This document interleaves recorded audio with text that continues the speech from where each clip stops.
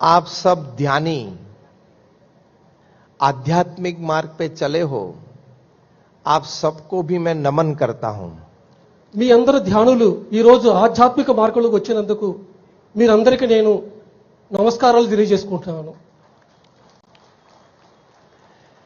मैं हृदय से प्रार्थना करता हूं कि आप अपने ध्यान के मार्ग पे सिद्धि हासिल कर सके। నేను హృదయం నుంచి ప్రార్థన చేస్తున్నాను, మీరందరూ ఈ ధ్యాన మార్గంలో సిద్ధిని పొందాలని చెప్పేసి నేను ప్రార్థన చేస్తున్నాను। हमारे स्वामीनारायण संप्रदाय में भी ध्यान का महत्व बहुत है। మా స్వామినారాయణ సంప్రదాయంలో కూడా ధ్యానం యొక్క గొప్పతనాన్ని మేము నొక్కి చెప్పడం జరిగింది। तो यहां से ज्यादा प्रेरणा मिलती है। ఇక్కడి నుంచి మాకు ఎంతో ప్రేరణ దొరుకుతుంది। आज आपको मिलना हुआ, ये पत्री जी ध्यान महायागम में उपस्थित रहने का मौका मिला, तो मैं अपने आप को भाग्यशाली मानता हूं। ఈ రోజు మిమ్మల్ని కలిసి ఈ పత్రిజీ ధ్యాన మహాయాగంలో మిమ్మల్ని కలవటం నాకు చాలా ఆనందంగా ఉంది।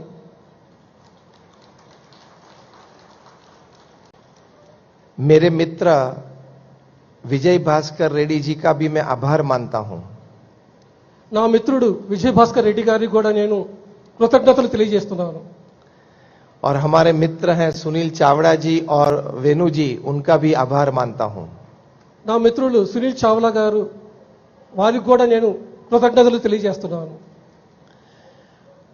अब मुख्य बात यह है कि जीवन में आध्यात्मिक संस्कार होना, जीवन में आध्यात्मिक मार्ग पर चलना, वो हमारा कर्तव्य है।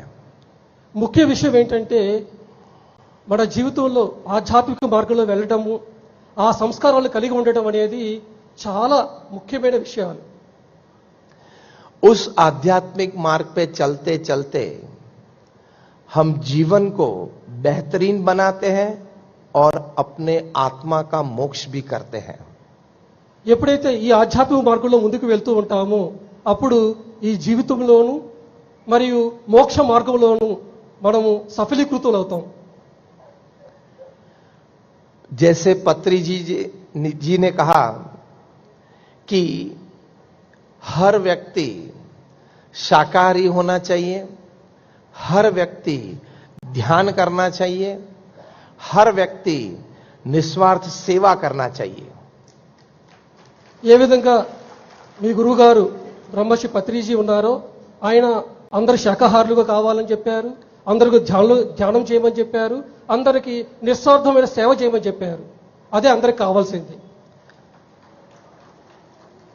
सेवा तभी पवित्र बनती है जब हम पवित्र हो। సేవ అనేది ఎప్పుడు పవిత్రం అవుతుందంటే మనం ఎప్పుడైతే పవిత్రులు అవుతామో అప్పుడు సేవ చేయటం అనేది పవిత్రత చేరుకుంటుంది। वो पवित्रता का प्रथम सोपान है शाकाहारी भोजन।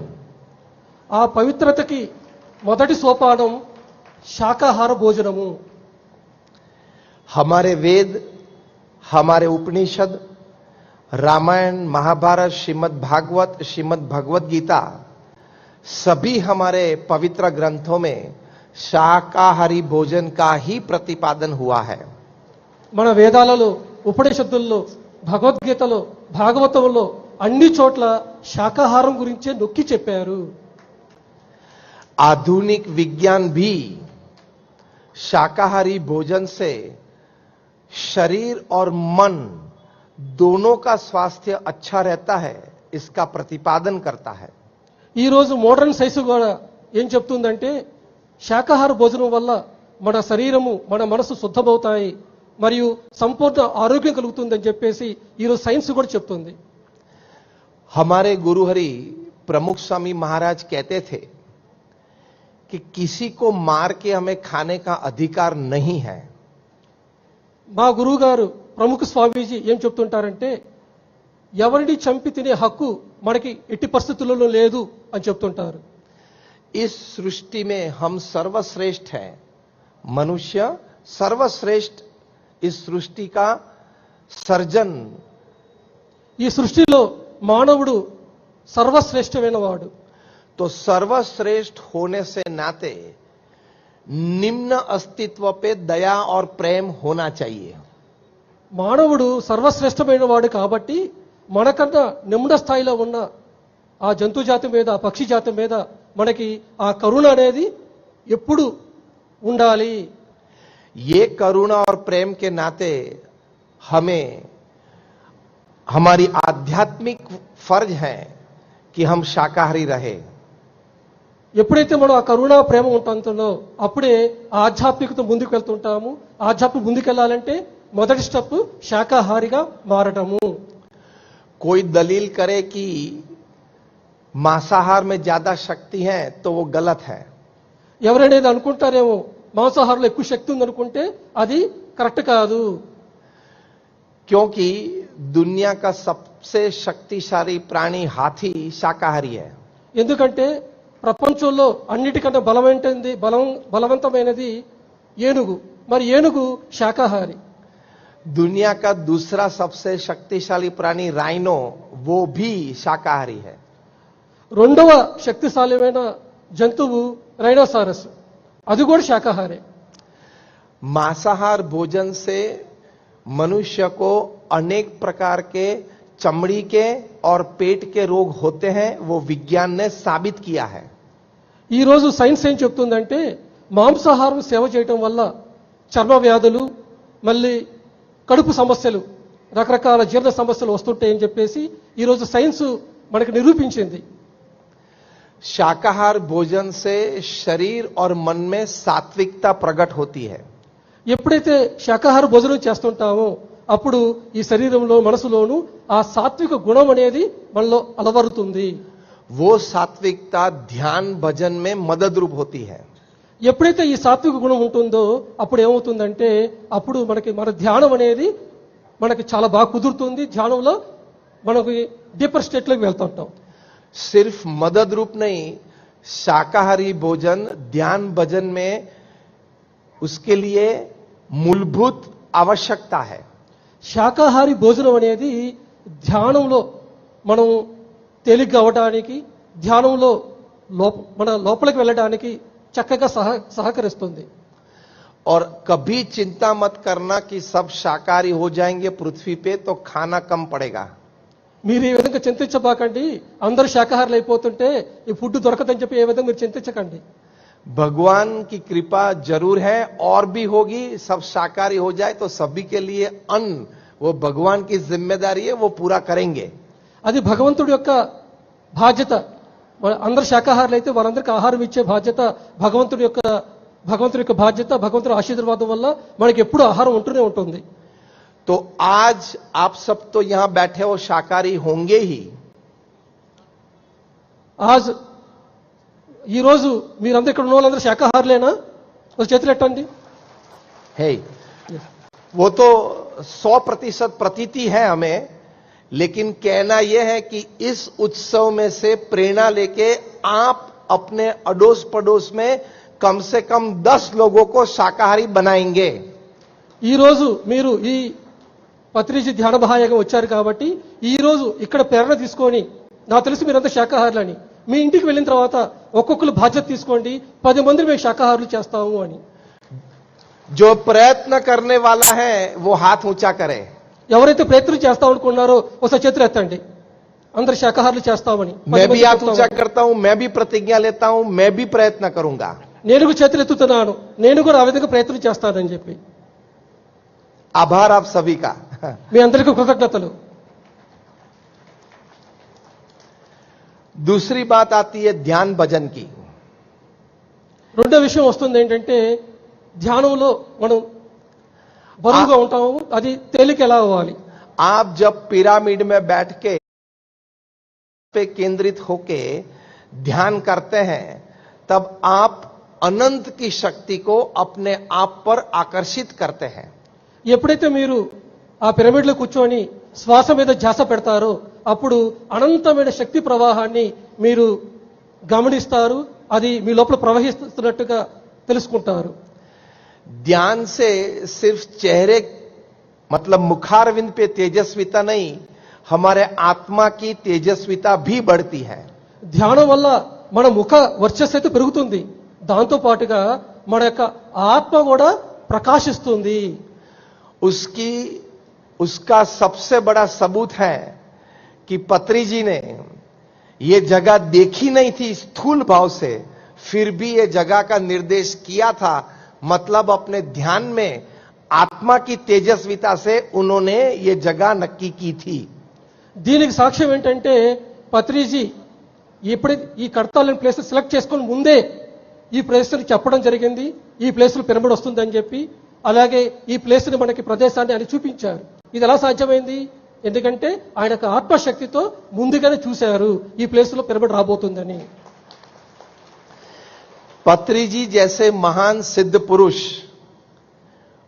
वे कृपा रखते हैं हम सभी पे कि हम भी उनके मार्ग पे चले और हम भी उनकी जैसी आध्यात्मिक स्थिति पाए. పత్రిజీ లాంటి గొప్ప సిద్ధ పురుషుల యొక్క ఆశీర్వాదం ఎప్పుడైతే మనకు ఉంటుందో మనం కూడా ఆ స్థితిలో చేరుకోవాలి.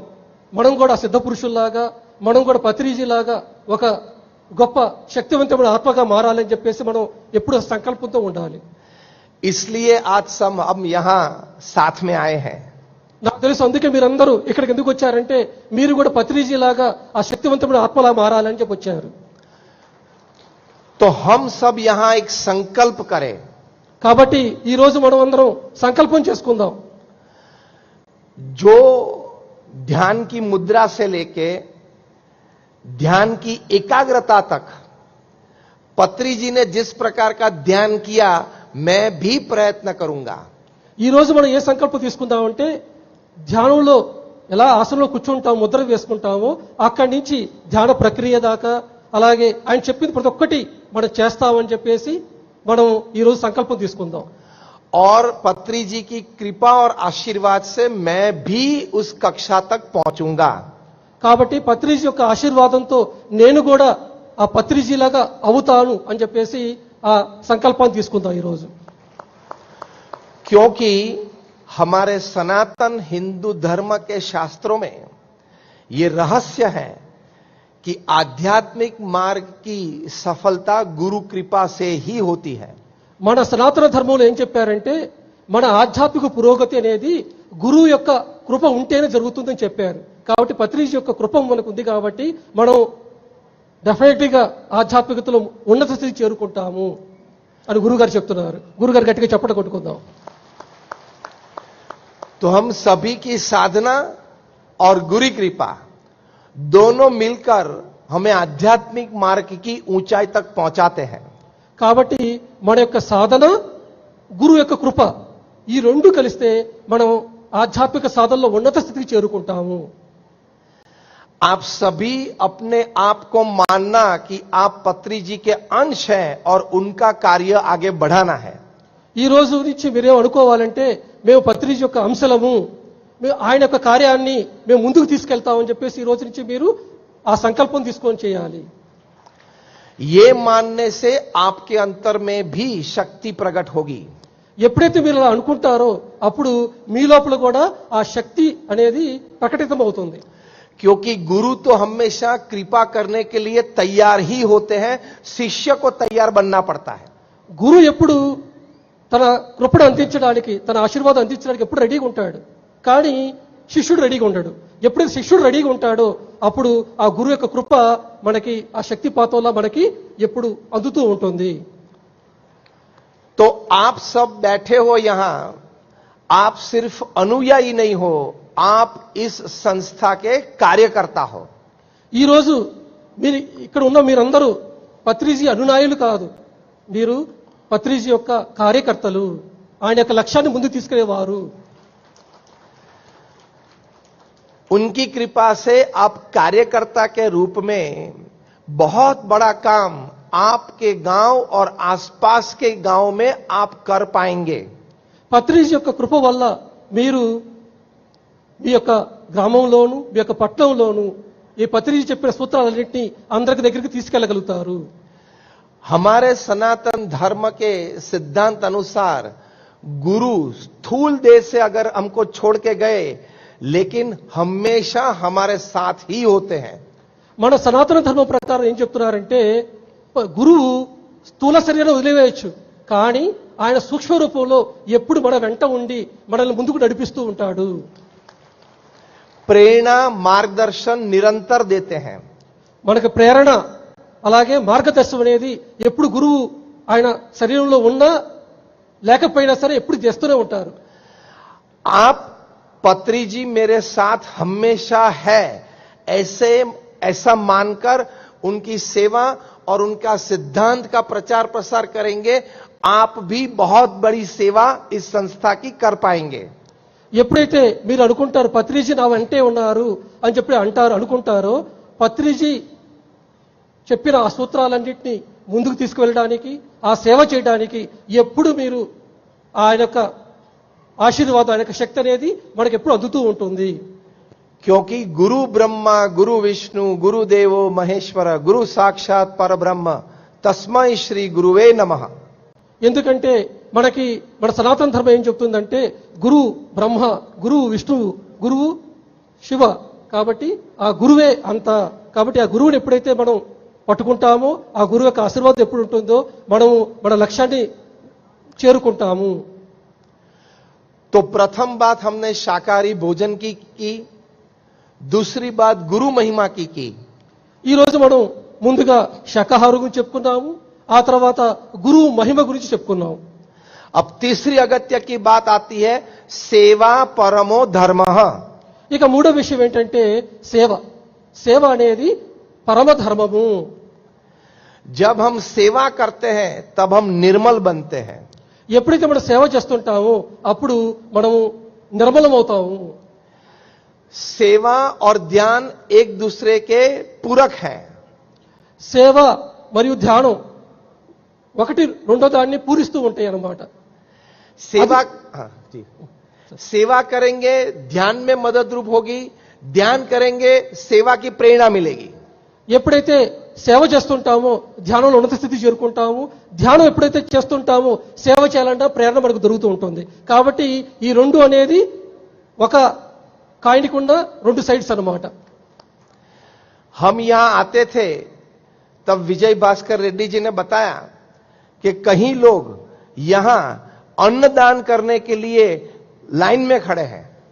నేను ఇక్కడ రాగానే విజయభాస్కర్ రెడ్డి గారు ఏం చెప్పారంటే అన్నదానం ఇవ్వడానికి ఎంతో మంది లైన్లో నుంచున్నారని చెప్పారు. उनके हृदय में जो सेवा भावना है वो सेवा भावना से सिर्फ उनका नहीं, जो वो अन्न अंगीकार करेंगे सबका कल्याण होगा। ఎవరైతే అన్నదానం ఇవ్వాలని చెప్పి లైన్లో ఉన్నారో వాళ్ళ యొక్క సేవాభావంతో దానివల్ల ఎవరైతే అన్నదానాన్ని స్వీకరిస్తున్నారో వారందరికీ మేలు జరుగుతుంది, ఇచ్చేవారికి తీసుకునేవారికి. आप सब बोलेंगे कि शायद हमारे पास इतना पैसा नहीं है कि हम अन्नदान कर पाए। మీరు అనుకోవచ్చు నా దగ్గర ఎక్కువ డబ్బులు లేవు నేను ఎలా అన్నదానం ఇస్తానని చెప్పి అనుకోవచ్చు మీరు. तो आप क्या सेवा कर सकते हो वो मैं बताना चाहता हूं। కాబట్టి మీరు డబ్బులు లేవనుకుంటారు కాబట్టి మరి డబ్బులు లేని వాళ్ళు మీరు ఏ సేవ చేయగలుగుతారో నేను ఇప్పుడు చెప్పదలుచుకున్నాను. प्रथम बात हमने बताई कि आप 10 मांसाहार लोगों को शाकाहार कर सकते, वो आपकी प्रथम सेवा है। కాబట్టి మీకు ఎవరు డబ్బులు లేవనుకుంటున్నారో వాళ్ళ పని ఏంటంటే ఎవరైతే మాంసాహారం తింటున్నారో వాళ్ళని 10 మందిని శాకాహారులుగా చేస్తే అది మీ యొక్క ప్రథమ సేవ. 10 व्यसनी व्यक्तियों को व्यसन छोड़ा सकते हो, वो आपकी दूसरी सेवा है। 10 మంది వ్యసన పరుల్ని మీరు ఆ వ్యసనాన్ని వదిలింపు చేయగలిగితే అది మీ యొక్క రెండవ సేవ. जिस तरह से शाकाहारी भोजन लेने वाला ध्यान केंद्रित कर सकता है, उसी तरह एक आवश्यकता है निर्व्यसनी रहना। निर्व्यसनी व्यक्ति ध्यान अच्छा केंद्रित कर सकता है।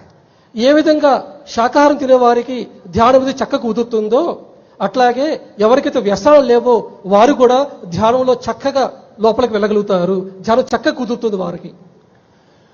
तीसरी सेवा यह है, మూడో సేవ ఏంటంటే कि 10 लोग को आप ध्यान में जोड़ेंगे, 10 మందిని మీరు ధ్యానంలో వాళ్ళని మీరు ధ్యానం నేర్పించాలి. शाकाहारी जीवन, व्यसन मुक्त जीवन और ध्यान केंद्रित जीवन जरूर आपको भगवान तक पहुंचा सकते हैं. ఒకటి శాకాహార జీవితము, రెండోది వ్యసన రహిత జీవితము, 3 ధ్యాన జీవితము. ఈ 3 జీవితాలు మిమ్మల్ని భగవంతుని దగ్గరికి తీసుకువెళ్తాయి. क्योंकि भगवान के साथ सानिध्य में प्रथम आवश्यकता है पवित्रता. కాబట్టి భగవంతుని దగ్గరికి వెళ్ళాలి అంటే ముఖ్య ఆవశ్యకత ఏంటంటే మీ యొక్క పవిత్రత. देह, मन और आत्मा तीनों की पवित्रता चाहिए. దేహము, మనస్సు, ఆత్మ ఈ మూడిటి యొక్క పవిత్రత అనేది కావాలి. निर्व्यसनी जीवन और शाकाहारी जीवन देह की पवित्रता है. వ్యసనాలు లేకోకుండా శాకాహారం తింటూ ఉంటే అది దేహ పవిత్రతకు ఉపకరిస్తుంది. ध्यान है वो आत्मा की और मन की पवित्रता है. ధ్యానం చేస్తే మనసు పవిత్రం అవుతుంది, ఆత్మ కూడా పవిత్రం అవుతుంది. आप सभी को अनुभव होगा మీ అందరికి అనుభవం అయి ఉండొచ్చు कि जो 2 साल से 5 साल से 10 साल से निर्व्यसनी शाकाहारी जीवन और ध्यान करते होंगे, आप पवित्रता का अनुभव करते होंगे. మీ అందరికీ అనుభవం అయి ఉండవచ్చు. ఎవరైతే శాకాహారం తీసుకుంటున్నారో, ఎవరైతే వ్యసనాలు లేవో, ఎవరైతే ధ్యానం చేస్తున్నారో వారందరూ డెఫినెట్లీగా మీ మనసులో ఆ పవిత్రతని, ఆ శరీరంలో పవిత్రతని, ఆత్మ యొక్క పవిత్రతని మీరు అనుభవం చేసే ఉంటారు. అవునా కాదా? बात सही है या गलत? ఒకసారి చేతులు ఎత్తండి ఎవరైతే అనుభవం చెందారో. ये आप सबका अनुभव है. ఇది మీ యొక్క అనుభవం. पवित्रता जब जीवन में आती है तब आपसे बात करने से भी पहले आपके दर्शन से, मतलब आपके दर्शन से, आपकी बात सुनने से, आपके साथ व्यवहार करने से भी अन्य को पवित्रता का स्पर्श होता है. ఎప్పుడైతే మీరు ఆ పవిత్రతని అనుభవం చేస్తారో అప్పుడు మీతో ఎవరు మాట్లాడినా సరే, మిమ్మల్ని ఎవరు దర్శించినా సరే వారు కూడా ఆ పవిత్రతని మీ ద్వారా దర్శిస్తారు. ఆ పవిత్రతని మీరు అనుభూతి చెందుతారు.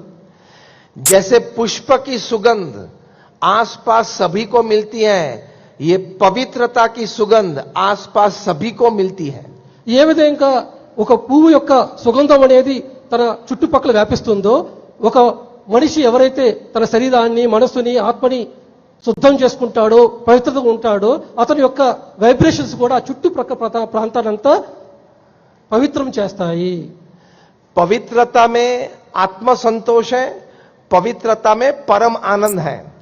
పవిత్రత వల్ల ఆత్మ యొక్క సంతోషము, పవిత్రత వల్ల మీ జీవిత ఆనందము, परम आनंद है. పరమ ఆనందం. और ये पवित्रता के साथ जब आप ध्यान करते हो, ध्यान की सफलता, श्रेष्ठता बहुत जल्दी प्राप्त होती है. ఎప్పుడైతే మీరు ఈ పవిత్రతతో ధ్యానం చేస్తారో అప్పుడు ధ్యానంలో ఆ జ్ఞానాన్ని మీరు త్వరగా అందుకోగలుగుతారు. एक और सेवा का अनुरोध आपको मैं करना चाहता हूं, ఇంకొక సేవ మీకు చెప్పాలనుకుంటున్నాను నేను. और वो सेवा है, ఆ సేవ ఏంటంటే निरंतर ये मानना कि मैं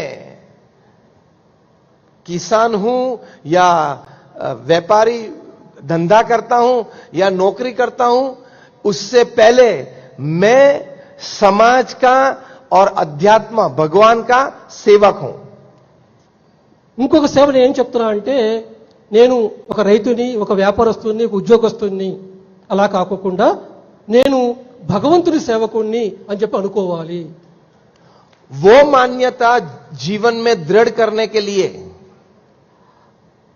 ఆ మాన్యతని ఎవరైతే దృఢంగా చేసుకోవాలి అనుకుంటే, అంటే భగవంతుడి సేవకుణ్ణి అనుకోవాలనుకుంటే प्रथम आवश्यकता यह है कि आप सुबह में उठ के जब तैयार हो जाते हो, स्वच्छ हो जाते हो, ध्यान पूजा कर लेते हो, उसके बाद माता पिता और बुजुर्गों का चरण स्पर्श करना. దీనికి మీరేం చేయాలంటే పొద్దున లేచిన తర్వాత మీరు మీ కాలకృత్యాలు తీర్చుకున్న తర్వాత మీరు ధ్యానం చేసి ఆ తర్వాత మీ తల్లిదండ్రులని అలాగే మీ ఇంట్లో పెద్దవాళ్ళందరి యొక్క కాళ్ళకి నమస్కారం చేయాలి. माता पिता का चरण स्पर्श करना, उनके आशीर्वाद लेना, वो भी गुरु तुल्य है। తల్లిదండ్రులకి నమస్కారం చేసుకోవటము, వాళ్ళ పాదస్పర్శ చేసుకోవటం అది కూడా గురు కార్యమే. क्योंकि मातृदेवो भव पितृदेवो भव, ఎందుకంటే మాతృదేవో భవ పితృదేవో భవ అని ముందు చెప్పారు और కదా. आचार्य देवो भव। ఇంకా ఆచార్య దేవో భవ అని చెప్పారు కదా మనకి. पितृजी हमारे आचार्य हैं, పత్రిజీ మన యొక్క ఆచార్య, पत्रीजी आचार्य है और हमारे माँ बाप भी हमारे गुरु हैं। ఏ విధంగా పత్రి సార్ మనకి ఆచార్యులో అదే విధంగా మన తల్లిదండ్రులు కూడా ఆచార్యులే. उनके चरण स्पर्श के बाद घर में सभी जो जन हैं, सभी परिवार जन हैं, उनको हाथ जोड़ के मस्तक नमा के नमस्कार करना, वो सेवक भाव दृढ़ करना होता है। ముందు తల్లిదండ్రులకు ఎప్పుడైతే మనం నమస్కారం చేసుకుంటామో, పాదస్పర్శ చేసుకుంటామో, ఆ తర్వాత కుటుంబ సభ్యులందరూ కూడా నమస్కారం చేసుకోవాలి. ఎప్పుడైతే మనం మన కుటుంబ సభ్యులందరికీ నమస్కారం చేసుకుంటామో అప్పుడేమవుతుందంటే మీరు సేవలో ముందుకెళ్తారు. एक अच्छा प्रसंग मैं आपसे कहना चाहूंगा। ఈరోజు ఒక విషయాన్ని మేము చెప్పదలుచుకున్నాను నేను. दक्षिण गुजरात में, हम यहां गुजरात से आए हैं, तो दक्षिण गुजरात में डांग जिले में चिंचवाड़ा एक गांव है। దక్షిణ గుజరాత్లో చించువాడ అనే ప్రాంతంలో, चिंचवाड़ा गांव है, చించువాడ గ్రామంలో वहां का एक व्यक्ति, उसका नाम गणेश रावत, అక్కడ ఒక వ్యక్తి ఉన్నాడు, గణేష్ రావత్ అనే ఒక వ్యక్తి ఉన్నాడు. रोज दिन में 3 बार मांसाहार करता था। అతను రోజుకి 3 సార్లు మాంసాహారం తీసుకుంటాడు. सुबह से उठ के शाम तक दारू पी के नशे में रहता था। పొద్దునుంచి సాయంత్రం దాకా తాగి ఎప్పుడు మత్తులో ఉంటాడు. उसकी खेत की सभी जमीन बिक गई। అతని యొక్క భూమి పంట భూములన్నీ అమ్మేశాడు. ఎందుకంటే ఎప్పుడు మత్తులో ఉంటాడు కదా, అన్ని అమ్మేశాడు. उनके पत्नी और 2 छोटे बच्चे को खाने की व्यवस्था भी नहीं होती थी। అతని యొక్క భార్యకి పిల్లలకు కూడా ఆహారం పెట్టలేని స్థితిలో ఉన్నాడు. उनकी पत्नी किसी के खेत में खेत मजूर के रूप में काम करती थी। అతని యొక్క భార్య ఇంకొకరి యొక్క పంట పొలాల్లో పోయి ఒక కూలీగా పనిచేస్తుంది. वो खेत मजूरी के पैसे जब वो शाम को लेकर घर आती थी, वो पैसे भी गणेश रावत उसके आस में थे, छीन लेता था और दारू पीता था। వాళ్ళ భార్య ఎంతో కష్టపడి కూలి పని చేసుకొని ఇంటికి డబ్బు తీసుకుని వస్తే ఇతను వాళ్ళ భార్య తీసుకుని వచ్చిన డబ్బును కూడా లాక్కొని అది తాగి ఇంట్లో గొడవ చేస్తూ ఉంటాడు. 2 छोटे बच्चे भूख के मारे पूरा दिन कुछ खाया नहीं है, रोते थे, उसके सामने भी वो नहीं देखता था। 2 పిల్లలు ఎప్పుడు ఆహారం లేక అలమటించిపోతున్నా సరే అలాగే ఉండిపోతాడు కానీ ఏనాడు పిల్లలు పట్టించుకోలేదు. हमारे गुरु प्रमुख स्वामी महाराज दक्षिण गुजरात में विचरण प्रवास के लिए पधारे। వీళ్ళ గురువు గారు ప్రముఖ మహారాజు ఒకసారి అలాగా దక్షిణ గుజరాత్ వైపు పర్యటిస్తూ ముందుకు వెళ్తున్నారు. जैसे आप सब लोग आसपास के गांव से यहां कार्यक्रम उत्सव में आए हो, उसी तरह उनके दर्शन आशीर्वाद के लिए आसपास के गांव के सभी लोग आए थे। ఏ విధంగా మీరందరూ ఈ చుట్టుపక్కల గ్రామం వాళ్ళందరూ ఇక్కడికి వచ్చారో అదే విధంగా ఆ ప్రముఖ స్వామీజీ మహారాజుని చూడడానికి ఎంతో మంది చుట్టుపక్కల గ్రామం వాళ్ళందరూ ఆయన చూడడానికి వచ్చారు. उसमें गणेश रावत भी थे। వాళ్ళలో ఈ గణేష్ రావత్ కూడా ఉన్నాడు. उस वक्त भी वे नशे में थे। అతను వచ్చినప్పుడు కూడా తాగి వచ్చాడు. उस दिन भी उसने मांसाहार किया था। ఆ రోజు కూడా అతను మాంసాహారం తిని వచ్చాడు. चिंचवाड़ गांव के हमारे बीएपीएस के कोई हरिभक्त ने प्रमुख स्वामी महाराज को कहा कि ये गणेश रावत मांसाहार करता है, दारू पीता है, दारू बनाता है, दूसरे को दारू देता है, तो आप उनको निर्व्यसनी और शाकाहारी बनाएं। అప్పుడు వీళ్ళ సంస్థ యొక్క ఒక భక్తుడు ఈ స్వామీజీ గారి దగ్గరికి వచ్చి ఏం చెప్పారంటే, ఈ గణేష్ రావత్ ఉన్నవాడు ఎప్పుడు తాగుతుంటాడు, మాంసం తింటూ ఉంటాడు, అందరికి మాంసం పెడుతుంటాడు, తాగిస్తుంటాడు, ఇలాంటి వ్యక్తిని మీరు వ్యసన పరుడుగా తీసివేసి శాకాహారిగా చేయండి స్వామీజీ అని చెప్పేసి ఆయన వేడుకున్నాడు. प्रमुख स्वामी महाराज ने गणेश रावत का हाथ पकड़ के 20 मिनट तक बातें की। ఈ ప్రముఖ స్వామీజీ మహారాజ్ ఆ గణేష్ రావత్ని పిలిపించి అతని చెయ్యి 20 నిమిషాలు పట్టుకొని అలా అతనితో మాట్లాడాడు. उसने शाकाहारी बनने की प्रतिज्ञा ली और व्यसन छोड़ने की प्रतिज्ञा ली। ఎప్పుడైతే 2 నిమిషాలు మాట్లాడాడో ఈ గణేష్ రావత్ వెంటనే ప్రతిజ్ఞ చేశాడు, నేను శాకాహారి అవుతాను, నేను వ్యసనాలను వదిలేస్తాను అని చెప్పేసి అప్పుడు ప్రతిజ్ఞ తీసుకున్నాడు. कोई मानने के लिए तैयार नहीं था, लेकिन गांव में 1 महीने तक सभी ने उसको देखा कि उसने मांसाहार नहीं किया है और शाकाहारी है और व्यसन छोड़ दिया है, तब सभी को प्रतीति आई। అప్పుడు అతను ప్రతిజ్ఞ చేశాడు స్టేజ్ మీద, కానీ అక్కడ ఉన్న గ్రామం వాళ్ళందరూ నమ్మలేదు. ఇతనే అలాగే చెప్పుకుంటాడులే అనుకున్నారు. కానీ ఒక నెల పాటు అతను అబ్జర్వ్ చేశారు. నెల తర్వాత కూడా నెలలో కూడా అతను మాంసాహారం ముట్టలేదు, అలాగే మందు కూడా ముట్టలేదు. అతను वो खेत मजदूरी करने लगा, परिवार सुखी होने लगा। అతను ఆ తర్వాత తను కూడా పంట పొలాల్లో పనిచేయడం మొదలుపెట్టాడు. ఆ తర్వాత కుటుంబాన్ని కూడా చక్కగా చూసుకోవడం మొదలుపెట్టాడు.